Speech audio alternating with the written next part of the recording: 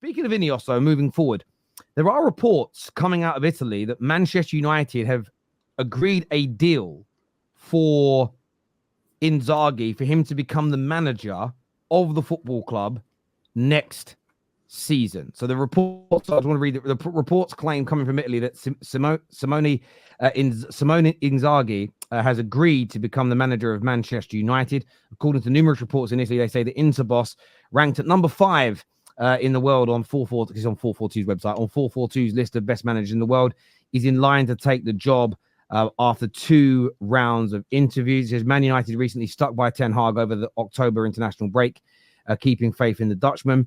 But the reports claim that Inzaghi is given the green light after a number of conferences and meetings with the club to become the Manchester United manager at for the beginning of next season. I mean, look, some will believe the story, some won't believe the story. You know, this is coming from a number of Italian sources. The Italian sources are interesting because sometimes they publish stories. Everyone goes, that's nonsense. And then I remember this very small publication in Italy said that Ronaldo is going to leave Juve, and it got shut down. Remember that? What was really famous about 3 or 4 years ago? There was that transfer show in Spain that did the tic-tac. They all went on there and said they spoke to Ronaldo's people and he's staying. I think Fabrizio said Ronaldo's staying. Like 3.5 weeks later, he was a Man United player. So I'm not going to disregard it completely. But is Simeone the right guy? I'm going to go to Lawless first. Would Simeone be the right person to come in? You mean Inzaghi? Albeit at the beginning of next... Inzaghi, sorry, not Simeone. Would Inzaghi be... The names of my dyslexia is kicking in. Would Inzaghi be the right person to come in at the beginning of next season for Man United? I think it's a big... I think it's going to be a big risk for sure. But if you have the right structure coming in and he comes in, fresh start, new manager, they've got a plan in place for, again, right, it fits how they want to play. And then they go about with a strategy for players, it can definitely work. It can definitely work. He's a younger manager. Was he around 50 odd, isn't it? Around 50. So, yeah, I don't think it's the manager that you can bring in and say, yeah, like that's a proven manager. Do you know what I mean? At this level. So, yeah, I don't think it's going to be a terrible. I don't think this is particularly true. This report, I can't really believe it that they've just decided already. I think they're going to maybe take a little bit more time for them to, you know, put their stamp on and say, yeah, he's the guy a year out. You know what I mean? With all these other potential candidates, that's surprising. That also would tell me that Ten Hag, they're not going to sack him, because if they've agreed with a new manager, you know, they might as well keep Ten Hag rather than pay him off. Like, unless it's disastrous, why pay Ten Hag more money to sack him at this stage of the season? Which tells me, you know, I think Man United fans kind of have to put the Ten Hag out aside and just get used to it, because next season you'll have a new manager regardless, whether it is Inzaghi or someone else. Like, I think I can't see any scenario where Ten Hag is the manager next season, but it just means that he's likely not leaving this season. But Inzaghi, like I said, we've seen so many managers come and go at Man United. To me, it's all going to be about Ineos, because we've seen the Glazers, when they had control, bring in manager after manager, and the same old story. Can a new manager come in and start a different chapter at Manchester United? That will be the interesting thing. So it's hard to say how it will go. So yeah, I'm not really looking. I've been telling Lawless he's not getting sacked. Yeah, man. I don't really believe these reports, Terry. So why don't you just chill then? Why don't you just relax, Staffy? Like, you know what I mean? Instead of all this. Because I'm a fan, Lawless. I mean, I'm know you're sorry a that fan. the allegations are not true. That I'm a fake United fan. But, Yes, I'm saying, why are you calling for him to get sacked if you know it's? I don't say it no more. When's the last time I said it? I just accepted that he's just here until at least the summer. If you ask me, am I Ten Hag in or out? I'll tell you that I'm Ten Hag out. But do I say it every day? Do I repeat it every day? I don't remember the last time I tweeted it. I just tweet stuff saying like, all right, this is the bad records he broke today, just to remind people how horrible it is. And then I just let it be. A part of me enjoys the fact that these guys that supported him, that wrote letters, that absolutely have no clue on how football works outside of Man United, they just drink and chug hella beer, and they just go to Old Trafford, they sing, and they think it's all going to work if you just back the manager. A part of me enjoys that they go home and they feel miserable at the end of the day when they lose. I love that because these guys are the reason we are where we are. But at the end of the day, it pisses me off that he's still here and he's wasting our time. Aren't they right? Don't you think they're right? Because if he's going to go anywhere, do you think they're right to say, look, he's going? Like, let's just try and create the best atmosphere around the club. No, hold on. There's a difference. I'm calling out the people that wanted him to stay, the people that accepted this mediocrity, not the people that accepted that we're not. Like, there's a group of us where, like, people that I speak to consistently, like Terry is one of them as well. I don't see Terry every day saying Ten Hag out, Ten Hag out. He doesn't want Ten Hag. I feel like he's just came to an acceptance that, especially after the last international break, he's not getting sacked because he didn't get sacked in the perfect time. The perfect time to sack him was over the summer or the last international break. I think we've seen enough signs that tells me, you know what, he's just going to stay at this point. So I might as well see out the season and talk about who the next manager is. This is why we're having conversations like this. There was a conversation about Xavi last week, or this week, I should say. And now we're having a conversation about not Simeone, what's his name, Inzaghi. And it's going to be like that for the rest of the season. Last week, do you remember? And then Ten Hag went and beat that guy. Yeah, but that's what it's going to be. That's what it's going to be, Lawless, for the rest of the season. Because I think it's very clear right now. Unless Ineos are the stupidest people on earth, and I hope that they're not, and I don't think that they are, I'm thinking they're just going to give a clean slate to the new manager. And I think I said that to you last week. They're just going to bring in a manager in the summer where they just, right now, they're just like, getting everything ready for him, implementing the structure and everything they want to do. So when he comes into the summer, he's ready to take on just the coaching job. Everything is set for him. We got the players that we think will be ready for you. We're recruiting more players. We got this ready. We got that ready. It gives me vibes of what, because I told you Omar Barada was a part of that team that went to Man City a year before Pep arrived. So he kind of understands the whole idea of laying down the foundation before the manager comes in. And I think that's what they reach. Whether it's Inzaghi or Xavi or whoever, that's the only part that we don't know now, and we're going to find out later. So we just have to go and discuss the available managers. Because Xavi being out of a job, of course, he'd be a candidate, and maybe he would want to take it.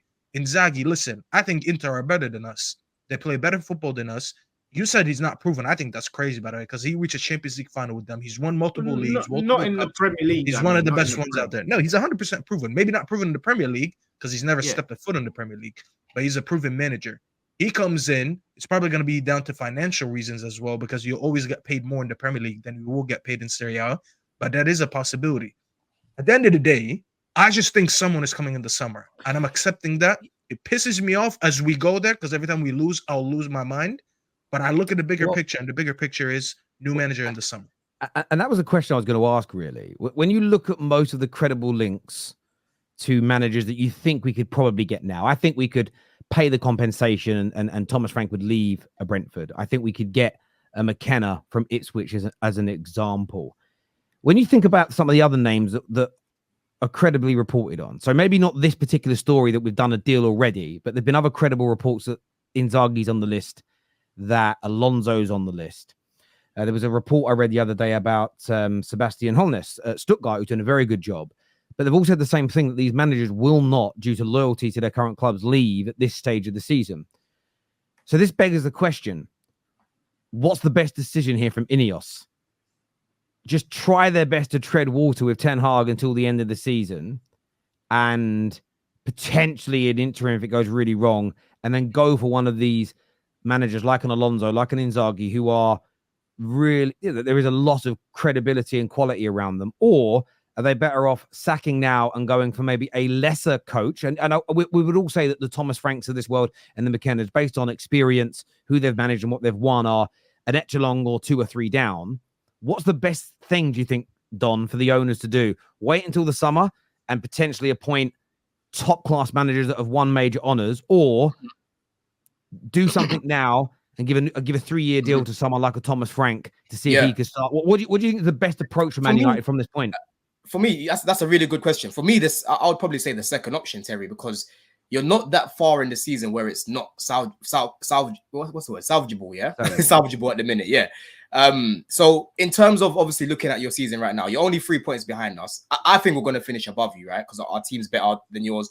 I think I've got a better manager than you as well. But we spoke about this before, bro. I said, like, you don't need someone to come in that's won all these trophies. You just need someone that can come in and knows what they're doing with the team, bro. Because Ten Hag has no idea what to do with the team.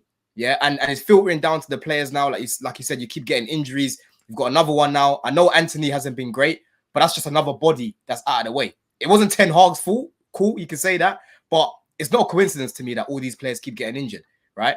So if I was Ineos right now, I would sack him, bro, and just bring someone in. If that person doesn't work within a year's time, 2 years' time, they're just not really progressing, you sack them again, bro. You bring someone else in. You know this is the Chelsea fan talking. This is a Chelsea fan. I couldn't disagree more. I disagree with you massively, Don, man, because I feel like for them, if they say they went and got a Thomas Frank now, right? Like you said, I agree that the season's not too far gone to salvage it. But when you look at it, what this Manchester United team could really achieve, this players, what Thomas Frank could do, like the top 3 positions are done. Top 4, like no chance. Doesn't matter like who they get in at this stage of the season. They ain't getting no top 4. I look at even top 6 is going to be long. They like you said, Chelsea. Doesn't matter if they get Thomas Frank. Like the teams are better. Top Spurs, they're not finishing above Spurs. Like it's going to be hard. And even if they sack him now and try and get the new managers to do it, yeah, they can improve, maybe go further in the cups. They ain't going to win anything. They've got the manager that's won them trophies. So if they're worried about trophies, then just stick with Ten Hag. Really and truly, you're better off having some patience and getting the better option in the summer. Because what are you trying to salvage? Really, the only purpose of trying to sack Ten Hag now is to get into Champions League, right? You want Champions League? League? What I was thinking about when I was reading this story today and thinking about the sort of doing it now or waiting, it's not for me. It isn't about patience in. It's not even about having patience in Ineos or having patience with Ten Hag this season. It's about we've all got an opinion, and I think what Don has said holds water. I think there is logic and there is a lot of truth in remove the manager and bring someone in that can start to improve these players and improve your season. I get it. Equally, though, if we go over the last 11 years, I think there was 2 times where Man United missed out on Pep, but we had our timings off. So Fergie left and Pep wasn't ready at that point. I believe he was taking a sabbatical. Instead of giving a 5-year deal to a David Moyes, if you had proper planning and thinking, it should have been, Pep, we want you as the manager after Fergie. We know you're taking a sabbatical. However, we want you to be the manager afterwards. We should have, like, hindsight, give it to Rene Mullenstein. Like, I think that Fergie's team, the following year, if they'd have just kept it the same as how Fergie ran it, but with Rene Mullenstein as the interim manager for a year, as an example, I don't think we'd have finished 7th or 8th in the league. This was a team that won the Premier League at a canter, was still a very good side as an example. We could have bought 2 or 3 quality players, got a deal. We should have got a deal done that summer with Pep, because at that stage, people, and it's going to be hard for people to hear because they're going to put recency bias into it. At that stage, we would have been an attractive proposition for a Pep Guardiola, because we would just been champions of England. We had a decent squad. We clearly had money. Look how much money we've spent. We spent more than City between now and then, as an example. That is what we should have done. So there is part of me that thinks sometimes it was the expression, like a bird in the hand is worth 2 in the bush. So, okay, you might have to wait, and it's almost, we might have to wait until the summer. We might have to endure what is another really bad season. But if that does lead, and this is where I won't make complete overarching, permanent, set in stone statements signed in blood about Ineos yet. The same way, in fairness to Don, and I think Don's right now is being proven right when it comes to Clearlake and Todd B, it was, I know they've made mistakes. They've signed some duds. They got it wrong with some managers. But I do have faith with the way they're operating that they're going to start turning us around, and we're seeing that. I will put my hands up, and I've done it already. I said when they did it, I thought keeping Ten Hag was a mistake. I think that's been proven. But equally, not sacking him now and maybe waiting in the summer for an Alonso or for an Inzaghi. If Inzaghi comes in, good summer again, and next year we become a completely different side and we look brilliant and it starts going really, really well, over the course of the following season and beyond, everybody's going to forget about year 1 under Ineos. They're going to forget about it was, and that's why I don't think, like, I'm not saying you're wrong, Don. What you're saying could work. We could wait for Inzaghi. He could come in and also flop, and you think, fucking hell, we waited all that time for him and it hasn't worked. The problem is, I just want them to get the best candidate available who's top of their list. What I don't want them to do is go, say it goes Alonso, Inzaghi, Simeone, Holness, then Thomas Frank. I don't want us to go for Thomas Frank because it's now when it's 4 or 5 managers that they genuinely believe are better and much better than him. I'd rather wait. And that's where I've got to be patient. Although I don't want to be, I want the change today. I want it today. You know, I would still rather Ten Hag go and an interim take over until the summer. Idealistically, I would still rather that. And that still may happen. That still may happen at the club. But when it comes to the new permanent manager, I don't want to rush. I get that. That's why for me, okay.